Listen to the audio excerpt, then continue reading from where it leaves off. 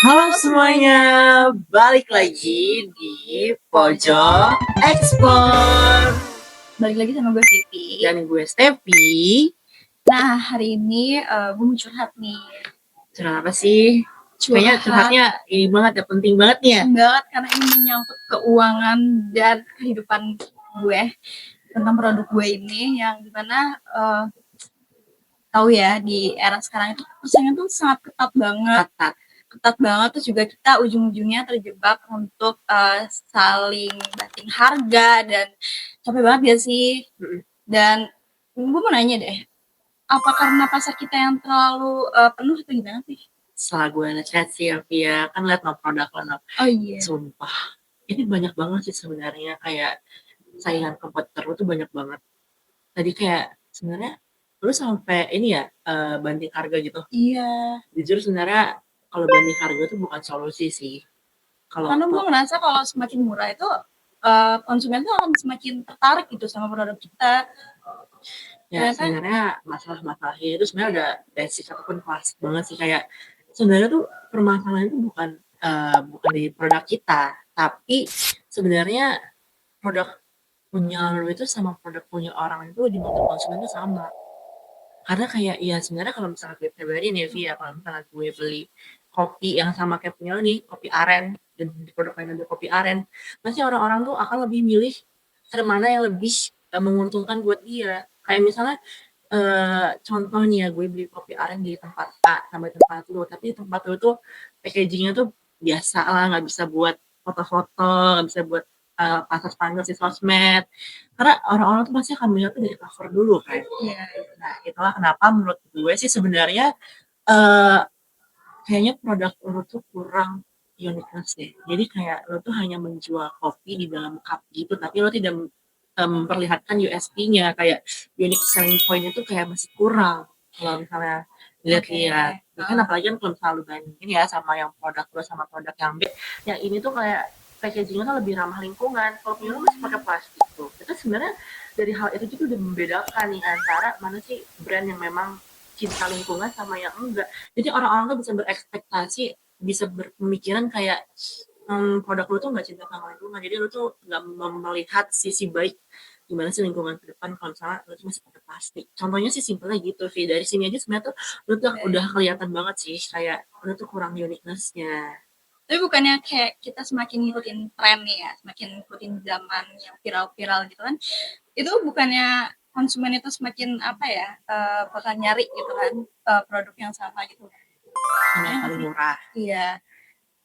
Makanya sih yang paling penting itu dalam sebuah produk itu sebenarnya tuh harus strong today and higher tomorrow. Jadi langkah awalnya tuh kayak eh, kita tuh membangun rise dulu fondasi bisnis lewat identitas produk yang kuat gitu loh sih. Jadi kayak kamu tuh harus tahu kalau misalnya bedanya produk lu dibanding produk lain itu apa. Tapi buat nyari uniqueness ini, apakah kita harus bikin produk yang benar-benar baru atau harus aneh gitu? Sebenarnya sih ya kalau dari aku pribadi ya sih, karena gue tuh sempat bangun produk nih, fun fact, gue tuh pernah bangun produk. Jadi kayak menurut gue sih ya Vi, better tuh sebenarnya kalau mau kita sebagai pembisnis atau entrepreneur yang masih merintis, agaknya kalau kita launching produk baru tuh ngeluarin duit lagi nggak sih? Iya. Kayak kita harus R&D, riset development dulu produknya, diapa-apain dulu, di test food lah, di apalah, pasti banyak banget pengeluarannya. Sebenarnya kita boleh mengganti produk itu tuh dengan yang lebih baru gitu loh, tapi kita tuh cari nih hal yang paling unik tuh apa. Kalau misalnya di tren sekarang tuh kita tuh bisa loh kayak cari tuh di internet aja, kita cari, kita tuh bisa bilang kayak sebenarnya tuh produk itu ada nggak, kayak contoh misalnya lalu tuh mau buat kopi rasa nangka misalnya. Pernah nggak dengar kopi rasa nangka? Enggak sih. Jarang kan? Masih orang-orang kayak latte, kalau misalnya ngikutin tren kayak Dubai Chewy Cookie itu semuanya tuh sekarang pada jual Dubai Chewy Cookie kan. Tapi kalau misalnya orang yang benar-benar tahu USP, ada hal yang memang unik yang bisa diperjualbelikan, dan orang-orang tuh akan mikir kayak gue kayaknya akan beli ini tuh di sini karena ya beda sama yang lain. Kalau misalnya kita lihat orang jualan aja nih cuman timbang packaging doang yang lucu, orang akan beli kemana Vi? Kayak yang lucu sih. Karena lebih kayak mikir kayak di sini harga 15.000 cuma dapat parfum biasa, tapi gue beli di sini 15.000 dapat yang ini, dapat treatment ini, dapat ini. Itu bener-bener lo tuh menjual uniqueness tuh di situ, Vi. Jadi kayak bener-bener nggak harus produk yang baru dan lu mengeluarkan uang yang lebih banyak lagi untuk lo keluarkan untuk buat produk baru, tapi bisa dengan hal-hal simple yang kayak tadi, Vi. Kayak misalnya kita bisa mengganti packaging atau yang jangka panjang ya, Vi. Kayak misalnya jangka panjang kayak 1 bulan kayak atau 2 bulan, jadi kayak emang bisa digunakan terus gitu loh. Kalau misalnya kita buat produk baru lagi tapi ternyata kita nggak melakukan riset terhadap konsumen, buat apa? Ternyata orang-orang tuh nggak suka sama produk kita. Gimana? Baik, berarti kayak produk itu tuh harus punya reason ya, punya alasan. Alasan juga gitu sih sebenarnya. Nah, pantas nih selama ini tuh gue cuma fokus jualan produknya aja, tapi lupa nih ngasih alasan kenapa sih orang harus beli sama produk gue gitu. Kalau udah nemu keunikan kayak tadi nih, baru kita bisa masuk ke fase yang grow. Kalau misalnya di sini lu tuh harus pinter mengkomunikasikan uniqueness itu lewat digital storytelling dan video marketing. Jangan cuma jualan fitur produk atau misalnya tapi nggak diceritain value-nya apa yang lu dapat dari beli produknya itu apa. Jadi kayak yang nggak cuma ditaruh di keranjang kuning kalau misalnya kita lagi live streaming gitu tuh. Berarti yang lu bilang tadi lewat storytelling dan juga video marketing, berarti kita menekankan branding ya. Berarti branding itu juga harus konsisten ya, biar brandingnya itu bisa nempel gitu kan di kepala orang atau konsumen kita. Benar, karena kita kalau misalnya tahu brandingan suatu brand itu pasti kayak inget kayak misalnya jingle sih, Vi. Tahu kan kalau misalnya kita ada produk yang kita kalau dari jingle itu kita tahu kan apa brandnya apa. Kalau misalnya kayak kita punya produk tapi kita nggak bisa membangun branding dari produk kita tuh kayak ya udah kayak kita akan menjual itu aja kayak boleh kakak dibeli produk ininya, tapi kita tuh nggak ngasih brandingan kalau misalnya itu kalau branding tersebut adalah punya produk kita, jadi kayak nggak membuat orang lain tuh bisa recall gitu kan, kayak mengingat bahwa oh ternyata ini tuh adalah ciri khasnya produk ini gitu ya. Iya bener gitu, tuh tahu saya. Nah gue ngedengerinnya sih seru banget ya, dan langsung pengen bedah ulang nih sama produk gue sendiri. Tapi jujur buat riset pasar untuk nentuin USP yang tepat itu lumayan overwhelm kalau sendirian ya. Nah, ada nggak sih wadahnya gitu? Sebenarnya wadahnya tuh ya selain kita bisa belajar sendiri, tapi kadang kalau belajar sendiri suka bingung kan. Nah mending karena yang deket-deket aja nih di Jaksel, di Blok M, anak Gen Z pasti tahu banget sih. Tauin kan, Blok M banyak banget UMKM kan, pasti orang-orang akan nyari makanan tuh di sini kan. Nah di tengah-tengah Blok M tuh di dekat Pasar Raya itu ada rumah BUMN Jakarta Selatan.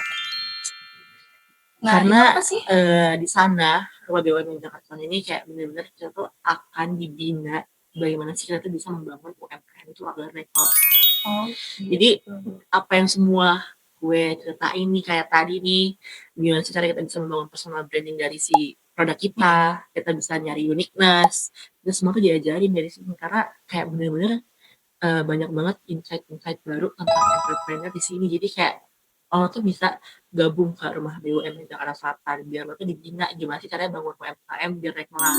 Jadi nggak cuma di daerah rumah doang nih, tapi bisa langsung kayak tingkat provinsi, nasional, internasional. Jadi yang benar-benar target konsumennya banyak. Jadi ya kita nggak cuma cari tahu cara buat produk lalu menjual, tapi kita banyak banget perintilan-perintilan yang sebenarnya kita tuh nggak tahu gimana sih caranya kita jadi entrepreneur yang benar-benar gong banget sih.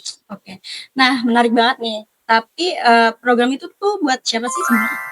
Buat semua orang yang punya UMKM sih, jujur, baik itu Gen Z, milenial, ataupun lainnya. Jadi kayak benar-benar kalau kita punya UMKM tapi kita cuma punya uang nih, bisnis nih, punya uang nih, punya misalnya gue punya 5 juta nih, tapi mau buat bisnis nih. Tapi kalau misalnya mau dibantu atau misalnya dibina nih untuk mengatur keuangannya, kayak mending kayaknya uang segini itu cukup untuk buat ini, buat ini. Jadi kita harus tahu bagaimana cara pengelolaan uangnya dan bagaimana cara kita membangun brand. Tadi yang aku bilang buat siapapun bisa sebenarnya, tapi ya intinya adalah kita niat dan kita mau cari tahu di mana tempat kita bisa untuk berkembang. Dan contohnya ya ini rumah BUMN Jakarta Selatan sih. Kayaknya lu harus ke sana deh. Karena lihat-lihat nih, percuma nih kalau misalnya lu selalu mau merilis produk baru, tapi produk lu tuh nggak ada yang nyantol nih di orang-orang. Jadi kayak brandingnya kurang. Nah, jawabannya ini kayaknya membantu banget ya buat produk gue yang tadi bermasalah itu, dan kayaknya bisa buat produk gue ini langsung naik kelas nih. Nah, kalau produk kita itu udah punya karakter yang kuat, kita nggak perlu lagi nih takut sama perang harga yang gue bilang tadi. Oke deh, buat kalian yang pengen brandnya punya ciri khas dan naik level, wajib juga kepoin program ini ya. Iya, betul banget. Teman-teman semua, biar nggak kayak TV nih, langsung datang ke rumah BUMN Jakarta Selatan di Blok M. Karena tempat inilah yang benar-benar teman-teman tuh bisa dibina untuk bikin UMKM atau biar naik kelas. Jadi teman-teman nggak kebingungan pastinya dengan adanya produk teman-teman yang teman-teman jual ke konsumen. Oke deh. Oke, terima kasih dan juga thanks banget buat Stevi buat mampir dan sharingnya untuk kali ini. Sampai ketemu di episode selanjutnya. Dadah!